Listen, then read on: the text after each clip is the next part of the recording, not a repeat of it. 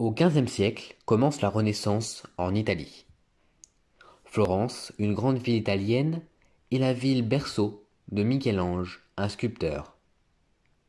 Cet artiste s'est formé une renommée au fil des années, en commençant par des sculptures comme le David, sculpté par lui seul entre 1501 et 1504.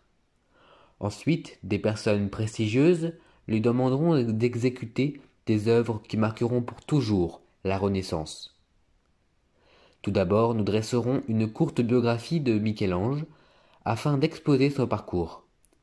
Ensuite, nous parlerons de la réalisation de son œuvre la plus emblématique, la chapelle Sixtine. Michel-Ange est né à Capresse, près de Florence, en 1475. Très tôt, il devient apprenti de Ghirlandaio, un peintre florentien. En 1491, il réalise sa première œuvre renommée, la Vierge à l'escalier. Puis, il enchaîne les œuvres à succès, telles que le David, en 1504, ou encore son œuvre la plus emblématique, la chapelle Sixtine, en 1512. En 1564, il réalise les plans de Saint-Pierre de Rome, mais meurt la même année.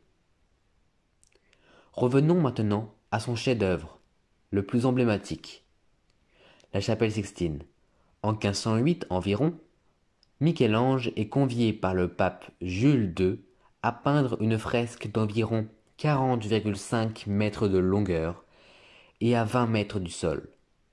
Michel-Ange a eu la liberté de peindre cette fresque à sa guise et en a donc fait un chef-d'œuvre de la Renaissance.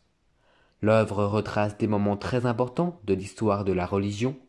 En effet, les scènes de la Genèse et de l'Ancien Testament sont retracées dans cette fresque, ainsi que les Sibylles et les prophètes ayant annoncé la venue du Messie, mais également des extraits du Nouveau Testament. Ce chef-d'œuvre retrace donc tous les moments importants de la religion et la met en valeur par cette fresque impressionnante. Cette œuvre a mis 4 ans à être réalisée. Michel-Ange a donc pu s'appliquer pour donner un chef-d'œuvre marquant de la Renaissance par son réalisme et les idéologies de l'art de la Renaissance. La fresque retrace des faits antiques gréco-romains qui sont une part importante de l'idéologie de la Renaissance.